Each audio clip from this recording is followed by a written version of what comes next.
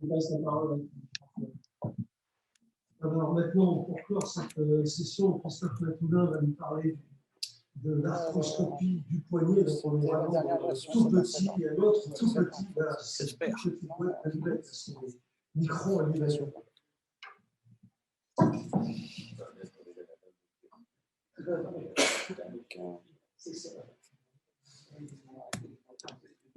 Dirkal est spécialisé dans le tout petit maintenant. Oui, là on va de plus en plus petit, un peu plus de légèreté aussi, parce que là c'était quand même assez terrifiant tout ce qu'on a vu, et merveilleux.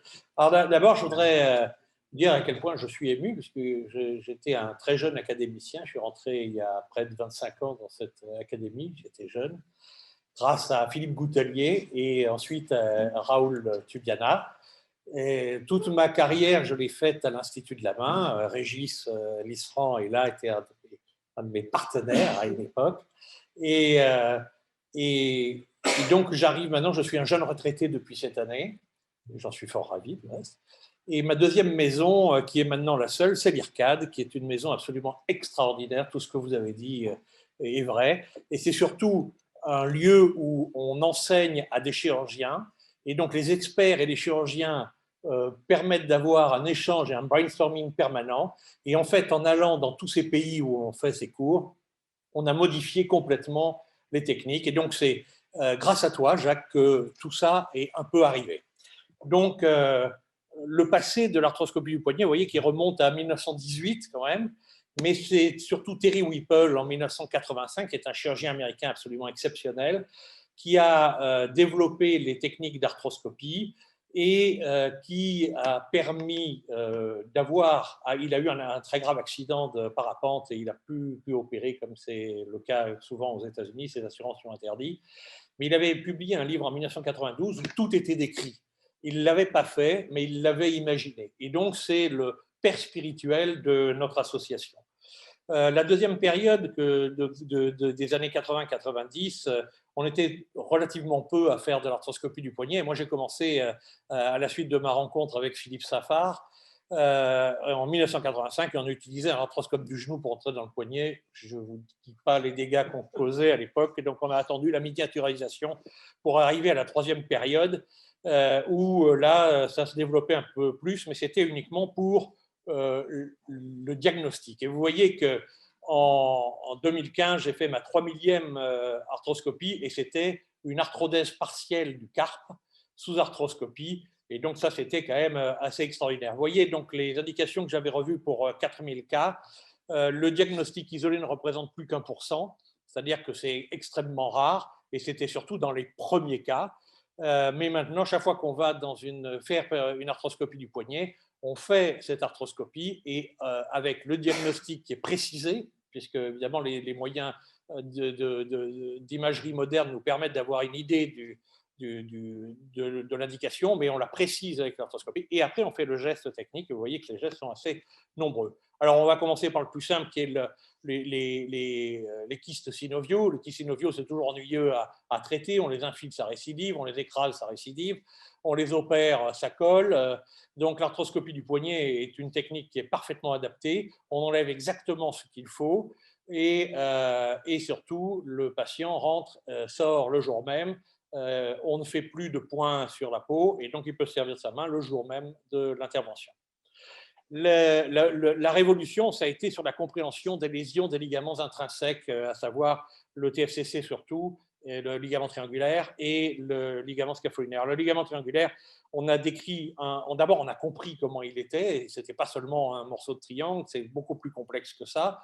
Et on a, grâce à cet échange qu'on a avec tous ces gens, Toshi Nakamura du Japon, Tommy Lindo de Suède, Andrea Atzei d'Italie, Paco Pignal d'Espagne, toujours autour d'un bon verre qui permet de délier les langues, on a permis de comprendre l'anatomie et de voir, voyez, les différents types de lésions qu'il y a et de réparer, évidemment, celles qu'il faut. Alors, les lésions les plus fréquentes sont les arrachements périphériques et avec des petites aiguilles, on utilise du matériel très simple, nous, ce qui est un peu la difficulté pour trouver des bons sponsors, du reste, mais enfin bon, avec des petites aiguilles et des petites sutures, on arrive réparer. Et vous voyez l'image d'en haut où on voit la suture. Et regardez, 6 mois après, je suis retourné, on utilise des fils résorbables et on ne voit absolument plus rien. C'est réparé et il n'y a plus de suture. Donc, c'est quand même assez extraordinaire les résultats qu'on a pu obtenir.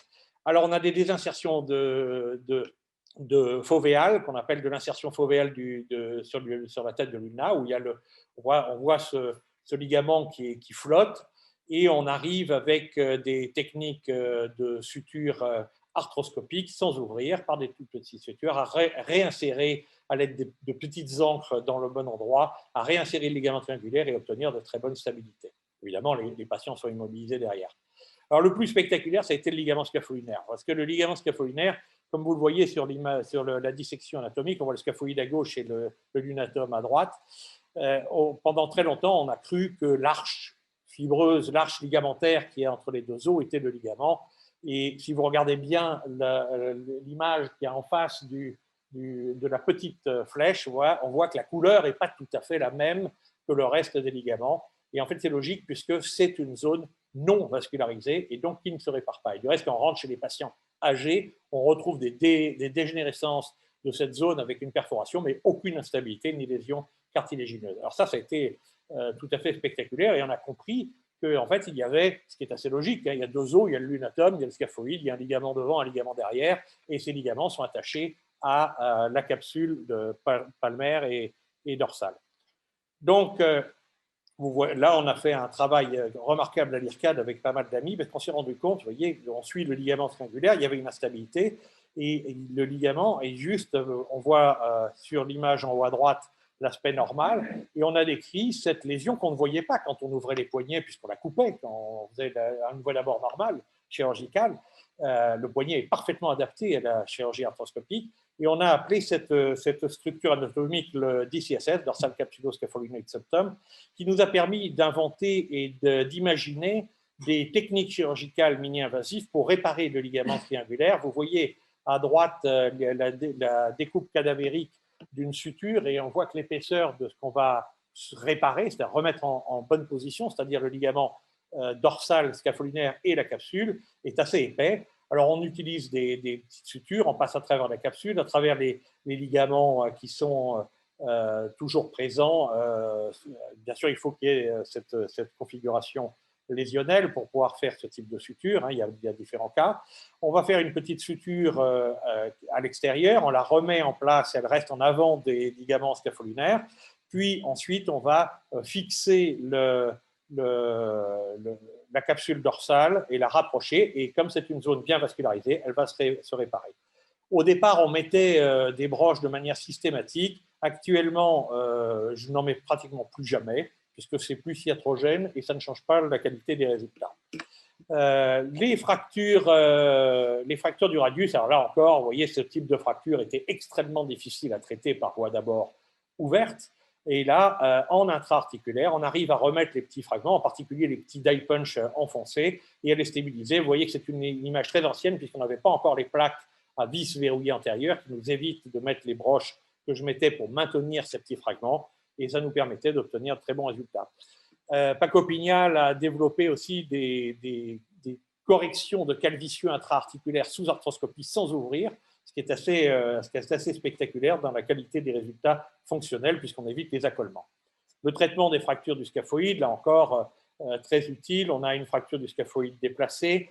On arrive par des mouvements de traction sur le pouce et à l'aide de petits palpeurs intra-articulaires à réduire cette fracture en bonne position et à la visser, ce qui donne d'excellents résultats. Parfois, il existe des conflits entre l'extrémité distale du radius et le reste du carpe. Et donc, un geste très simple, si on n'a pas à traiter la cause de ces conflits, est de faire une simple styloïdectomie sous arthroscopie. Le patient rentre et sort. Je me rappelle d'un haltérophiliste russe qui avait, à la suite de développer, il avait deux conflits qu'on a traités comme ça dans la même journée. On lui a fait les deux poignets. Et il a pu reprendre son entraînement 3 semaines après. C'est juste spectaculaire par rapport à ce qu'on faisait avant. Le conflit ulno-lunaire se voit souvent à la suite des fractures du radius quand elles sont bien réduites, mais malheureusement, il y a un petit tassement dans l'axe. Maintenant, on a des plaques adaptées et ça entraîne un conflit entre la tête de l'ulna et le lunatum. Et là, sans effort, le ligament triangulaire, enfin le disque triangulaire qui ne sert à rien est perforé. On arrive à faire une petite résection. Il faut bien sûr faire des mouvements de pronation et supination et on obtient à la fin cette espèce d'ostéotomie que j'appelle oblique hélicoïdale, qui est absolument impossible à réaliser par voie d'abord ouverte et à l'aide d'instruments habituels. Et surtout, ce qui est spectaculaire, c'est que vous voyez que là, la tête de l'ulna et l'articulation radio-ulnaire distale est intacte et le patient peut bouger. Et là encore, une fois de plus, à la suite de cette intervention, le patient sort le jour même et utilise sa main et son poignet le jour même, ce qui est tout à fait spectaculaire par rapport au raccourcissement de l'ulna qu'on faisait avant. Alors, on a des cas où, bien sûr, parfois, la réparation du pôle proximal qui est morcelé en plusieurs morceaux et nécrotique n'est pas possible. On a développé des techniques d'implants avec la mise en place de petits implants en pyrocarbone qu'on met à la place du pôle proximal. Vous voyez, ça, c'est une vision radiocarpienne. Et regardez en vision médiocarpienne, comme cet implant vient bien se positionner entre le scaphoïde et le lunatum. Et vous avez ici un patient que j'ai opéré il y a 20 ans avec une adaptation tout à fait spectaculaire et des résultats qui durent dans le temps. Donc, ce qu'on appelait une waiting therapeutic option est devenue maintenant une technique propre. Les autres indications, vous voyez qu'elles sont sans fin, puisque chaque année, nos collègues continuent à inventer de nouvelles techniques. Et bien sûr, il y a des complications à l'arthroscopie du poignet. On avait fait une revue de plus de 10 000 cas avec Caroline Leclerc. Et vous voyez qu'il y a quand même 6% de complications liées à la technique arthroscopique. Et c'est pour ça qu'il est très important de développer l'enseignement sur des cadavres. Et c'est l'IRCAD qui est rentré. Ça fait 20 ans que nous faisons des cours à l'IRCAD régulièrement. Il y a 3 niveaux de formation, basique, advanced et master. Vous voyez qu'on a organisé d'autres cours un peu partout dans le monde, mais la logistique est tellement lourde et c'est tellement cher d'organiser ces cours avec les colonnes, les cadavres, etc., que petit à petit, ces cours disparaissent et c'est l'IRCAD qui reste puisqu'il y a déjà le laboratoire qui est en place. Alors, vous voyez, ces cours qu'on va faire en Chine maintenant, et donc on a déjà, c'est assez formidable. On est arrivé il y a 10 ans, on a commencé les cours, ils ne savaient pas faire d'arthroscopie. Je peux vous dire que maintenant, ils sont beaucoup plus forts que nous, comme toujours, avec les Chinois. On forme actuellement plus de 1000 chirurgiens par an de 37 différentes nationalités. Et merci d'avoir créé WebSurg, c'est absolument extraordinaire. Et on a fait du reste un webinar durant la période covidienne. On a continué de faire nos cours en présence, en face à face, mais en présentiel. Mais on avait organisé un webinar qui était absolument génial. Ça a commencé en Australie au coucher du soleil. Et chaque chirurgien fait une démonstration de technique. Et on a terminé à la fin de la journée à San Francisco au lever du soleil. Et c'était ouvert et payant. Et là, une fois de plus, on a gagné beaucoup d'argent, beaucoup plus de bénéfices que ça, parce qu'il y a plein de gens qui ont regardé de tous les pays. C'était absolument extraordinaire.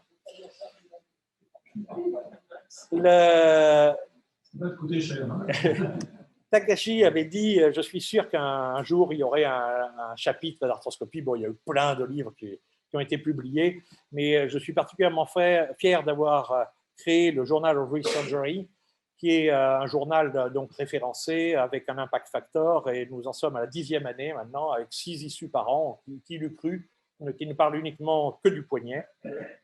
Et alors, on a décrit des nouvelles pathologies, l'avulsion de toute la capsule, évidemment. Quand on ouvre le poignet, on ne pouvait pas le voir. Ça, c'était des lésions qu'on ne voyait que par arthroscopie. On a fait des greffes intra-articulaires dans les pseudarthroses du scaphoïde qui sont juste géniales. Tout le monde, tous les chirurgiens orthopédistes ont eu beaucoup de soucis avec le traitement des pseudarthroses du pôle proximal. Et ben, je peux vous dire que c'est fini, c'est terminé. C'est une intervention qui dure 20 minutes. Et vous voyez qu'on a même changé la fixation puisque la vision arthroscopiste du poignet nous a montré que le triquétrum, le lunatum et le pôle proximal étaient dans le même axe. Donc, c'est beaucoup plus facile de faire un brochage scapholinaire pour fixer le pôle proximal que d'essayer de visser cette espèce de petit bout qui ne marchait pas très bien. Et on a décrit des nouvelles techniques dans les instabilités médiocarpiennes palmaires qui étaient quelque chose de très difficile à traiter. On a créé des techniques d'interposition tendineuse qui ont la particularité extraordinaire que quand on retourne 3 ou 4 ans après pour d'autres raisons ou parce que ça n'a pas marché, on retrouve le tendon strictement intact et peut-être que c'est l'environnement synovial, je n'ai pas d'explication, mais c'est tout à fait spectaculaire. Et vous voyez ce patient avec l'image en haut à gauche de cette lésion scapholinaire. Nous l'avions traité plutôt que de faire une résection de la première rangée ou une arthrodèse partielle des 4 os internes avec scaphoïdectomie. On l'a traité comme ça et il y a plus de 6 ans, il va toujours bien. Vous voyez qu'on fait une sténoïdectomie associée et on a recréé un espace et ça marche plutôt bien. Là aussi, les kystes intraosseux du lunatome sont très difficiles à opérer par voie ouverte. Là, on passe à travers la partie non vascularisée du semi-lunaire et on les traite avec une facilité déconcertante. C'est un geste également très simple. Alors le futur, évidemment, la robotique, tout le monde en a parlé, c'est la magnification du geste, on y voit mieux, mais ce n'est pas encore très, très bien adapté au poignet, on verra. Les optiques flexibles qui existent dans la laparoscopie qu'a développé Jacques et Didier sont très utiles. Il commence à y avoir ce qu'on appelle des nanoscopes qui ont été développés, qui sont souples. La qualité de l'image est un petit peu moins bonne, mais nul doute que ça va venir. Alors, une chose extraordinaire, j'ai créé il y a 20 ans l'IWAS, qui était l'European Wrist Arthroscopy Society, qui en toute logique est devenu IWAS, International Wrist Arthroscopic Society, qui eût cru que c'est eu marché. On a commencé, on était 19, on est plus de 1000 maintenant, du monde entier. On a créé également l'International Wrist Center, qui est une sorte de club dans lequel on a essayé de répertorier tous les centres et où on a créé un système de fellowship, ce qui fait que je reçois toutes les semaines des dizaines de demandes de chirurgiens qui veulent aller passer 1 mois, 2 mois, 3 mois. Et tous ces centres ont créé un système d'accueil de ces chirurgiens pour les former, puisque en dehors de tout ça, ce qui est de voir la vraie chirurgie, c'est quand même le mieux. Alors l'IRCAD, on a créé un groupe qui s'appelle l'IRCAD IWC. C'est juste magnifique, puisqu'il y a le Rwanda, il y a la Chine, il y a les USA, et puis il y a les discussions avec l'Inde, peut-être la Russie. On verra. Enfin, en tout cas, on voit que maintenant, grâce à l'IRCAD, on a pu former, mais on a pu également se former, puisqu'on progresse à chaque cours, on apprend quelque chose, on progresse et on modifie. Et ça, c'est vraiment ces cours de l'IRCAD qui ont permis ces échanges permanents. Voilà, est-ce qu'on aurait pu imaginer ça il y a quelques années? Et j'aime beaucoup cette image qui a été prise à l'IRCAD parce que là, vous avez un Américain, un Japonais, un Allemand, un Indien, un Chinois et un Australien. Donc, tous les continents sont représentés et ça, c'est merveilleux. C'est l'IRCAD qui nous a permis tout ça. Donc, je voudrais remercier vraiment et sincèrement et chaleureusement Jacques Marescot, parce que c'est grâce à lui que c'est possible. Et comme nous l'a dit notre ami Frelich, il nous a ouvert les portes de ça. On est rentré dans cette histoire et ça a développé nos techniques. Et vous voyez ici au milieu Terry Whipple, notre père spirituel, qui est l'homme qui a vraiment inventé la thérapeutique de l'arthroscopie du poignet. Voilà, merci beaucoup.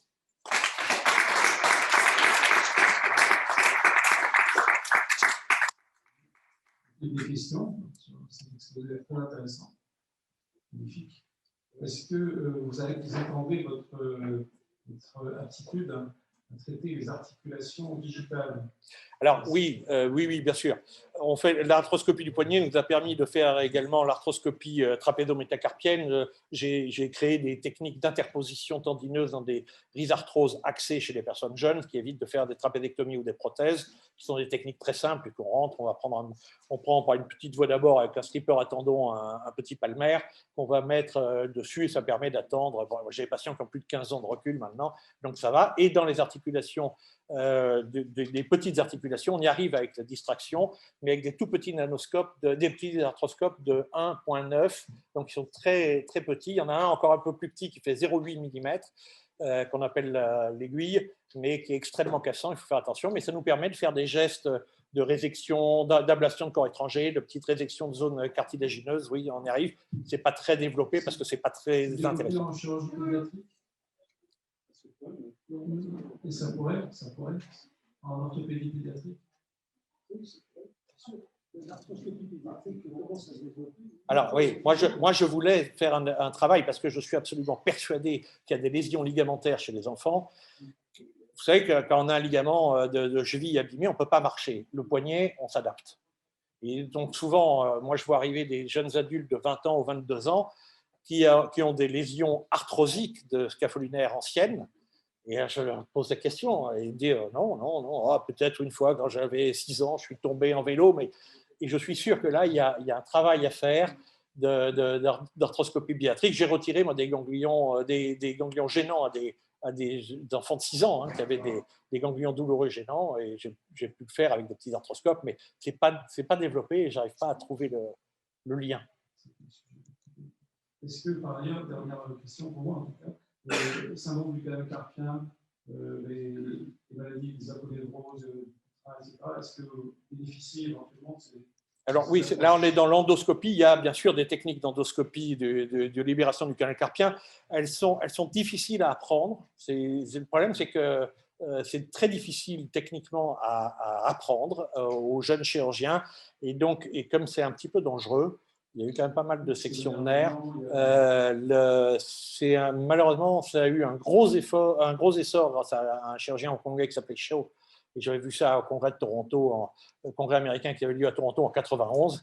Et moi, je l'ai pratiqué toute ma vie, la technique endoscopique du canal carpien, mais ça ne marche pas très bien. Pour ce qui est du Dupuytren, malheureusement, c'est une bonne chirurgie ouverte et reste le mieux à partir du moment où elle est bien faite, parce que le Dupuytren, il faut tout enlever, sinon ça récidive. Et donc, pour tout enlever, il faut tout voir. Et là, malheureusement, on n'a pas d'autre système. Et tout ce qu'on a inventé, les injections, les cordes, les trucs à l'aiguille, ça revient toujours. Et c'est encore plus dur à opérer. Question au fond. Merci. Dernière question, Patrice Lefoc. Oui, je pense au nom de tous vous remercier pour la qualité vraiment exceptionnelle de quelque chose qui est devenu une spécialité qu'on n'aurait pas rêvé. Moi, il y a 30 ou 40 ans, au laboratoire d'anatomie, où on voyait arriver des chirurgiens de la main d'Australie, d'un peu partout, parce qu'ils pouvaient travailler sur le sujet. Alors, ma question, c'est est-ce que le sujet de l'anatomie, reste encore la base de l'entraînement? Bien sûr, mais alors, je vais vous dire deux choses sur cette question et sur votre remarque. L'anatomie, c'est évident, mais l'anatomie, elle a changé. C'est-à-dire qu'on a compris une anatomie différente en rentrant à l'intérieur et en regardant les choses. Donc, ça a modifié la compréhension du ligament triangulaire, la compréhension du ligament scapholinaire, comment ça marche. Donc, l'anatomie, bien sûr, c'est la base de tout. Je n'ai pas compris cette période de la formation de nos collègues chirurgiens où il n'y avait plus d'anatomie, puisqu'il n'y avait plus de formateurs d'anatomie. Comment un garagiste peut apprendre à réparer une voiture s'il ne connaît pas comment sont les pièces. Mais enfin, bien sûr, l'anatomie, c'est la base. Alors, la deuxième chose, c'est l'histoire du poignet. C'est très rigolo parce que je me rappelle, en 1986, je me promenais sur une plage à Deauville lors d'un congrès avec Philippe Safar. Je disais, il y avait le GEM, qui était le groupe d'études de la main, il y avait le GAM, groupe d'avancement pour la microchirurgie, et donc j'avais dit à Philippe, pourquoi tu ne crées pas le GEP, le groupe d'études du poignet? Et il dit, c'est compliqué, il y a un problème psychologique, c'est que les chirurgiens de la main sont persuadés d'être les meilleurs chirurgiens du poignet, les chirurgiens orthopédistes sont sûrs de pouvoir opérer le poignet, et donc si on va faire ça, il va y avoir un conflit. Et donc, l'astuce que j'ai eue, bien involontaire, mais qui a marché, c'est de rajouter un A au milieu, qui était arthroscopie, puisqu'au départ, ça s'appelait le GEAP, groupe d'études pour l'arthroscopie du poignet. Un ami italien m'a immédiatement écrit « Gruppo Europeano per l'Artroscopia del Polso ». Et oui, il avait raison. Et donc, c'est devenu un groupe européen immédiatement. Mais c'était le fait de rajouter l'arthroscopie, ce qui fait qu'en fait, il y a eu une adhésion derrière. Et notre société savante a été, maintenant, il y a une société asiatique, Asian Pacific Wrist Association, et c'est vraiment grâce à l'arthroscopie que maintenant on peut parler et d'avoir développé une vraie spécialité de chirurgie spécifique du poignet. Merci. Bien, merci. Je crois que cette séance. Il y a encore peut-être une intervention. Merci. Avant la clôture. Oui, un remerciement qui s'adresse à Jacques Maresco. Je ne veux pas faire d'historique du tout. mais revenir en 6 minutes sur trois dates. La première, c'était en 1996. C'était le 5e congrès de l'ISO. Et Jacques Marasco, c'est l'invité d'honneur de ce congrès, au cours duquel il avait déjà présidé une première mondiale. Nous étions au tout début de la période où on commençait à savoir comment s'utiliser Internet. Il avait présidé cette session qui était première mondiale, qui était une évaluation simultanée dans 6 universités en Europe. Une université sur la côte est des États-Unis, une autre sur la côte ouest, et une université en Australie. Tout ça depuis le siège de l'UNESCO à Paris. Il présidait un grand jury après lequel nous avons fait que sera l'université du futur. Je crois qu'on en a aujourd'hui une des étapes. Alors, sans parler de l'étape de 2002, au cours duquel, je crois, a eu lieu cette première cholécystectomie transatlantique, j'ai lu il y a quelque temps qu'en Chine, à Hong Kong, que tu connais bien, Philippe Chiu faisait des abords du médiastin avec le robot single port, c'est-à-dire un seul port, et qu'il a maintenant fait sur le cadavre des dissections médiastinales pour procéder à des œsophagectomies. Donc ma question pour cette session aujourd'hui, c'est Jacques, est-ce que tu ne penses pas que bientôt tu pourrais nous offrir en téléchirurgie une œsophagectomie ou une abord de l'œsophage avec l'aide d'un des derniers appareillages de robotique. On te félicite. On te donne un micro. Il a un micro. Non, je dis personnellement, ça ne m'a pas, mais je trouverai sûrement quelqu'un qui pourra le faire. Oui. Alors, si tu veux, en 2004, avec l'Université médicale virtuelle francophone, on avait une aventure un peu équivalente à celle que tu racontes. On voulait démontrer qu'entre des endroits très, très, très distants, dans des conditions épouvantables, on pouvait faire de l'enseignement à distance. C'était en 2004, Internet était au tout début, balbutié. On avait eu l'aide d'Orange à l'époque, et donc France Télécom, c'était pas encore Orange, et on avait fait une liaison entre la base Concordia dans l'Antarctique. Au même moment, simultané, il y avait base Concordia, Antarctique. 4 heures du matin, les gens étaient gelés dans leurs vêtements de ski, etc., qui nous racontent qu'une scientifique américaine s'était palpé le sein, avait trouvé qu'elle avait une petite tumeur et qu'elle voulait savoir si c'était un cancer ou pas. Elle s'était fait faire une biopsie. Elle avait pu envoyer par satellite l'image de... Elle avait fait comme elle pouvait avec les moyens du bord un infirmier qui lui avait enlevé la tumeur, cytoponction. Et elle avait envoyé aux États-Unis son image. On lui avait parachuté parce qu'aucun moyen d'accès et de partir était possible. Donc elle a eu un parachutage de sa chimiothérapie. Et nous, pendant ce temps-là, donc on avait vu tout ça à 4 heures du matin. Nous, on était à 16 heures à Marseille, à la faculté de médecine. Et parallèlement, il y avait la base dans le fin fond de l'Amazonie, avec des infirmiers qui faisaient des actes tout simplement de soins, mais en même temps en lien avec les centres hospitaliers un peu plus loin. Il fallait prendre le fleuve pour y aller, etc. Et donc, et parallèlement, il y avait la ministre de l'enseignement supérieur de l'époque, l'astronaute, notre astronaute nationale, qui était, elle, en réunion à Genève avec les conférences internationales sur l'enseignement numérique de l'époque. Et donc, ça avait fonctionné, c'était un comme un miracle. Voilà, donc c'est des aventures comme ça, c'est resté dans la mémoire de tous les doyens de l'époque, parce qu'on avait dit, est-ce que c'est encore possible? Et c'était possible. Donc, merci 1000 fois pour cette séance magnifique. Merci. À partir d'aujourd'hui, les documents de l'IRCAD pourront avoir le logo de l'Académie nationale de chirurgie. Merci.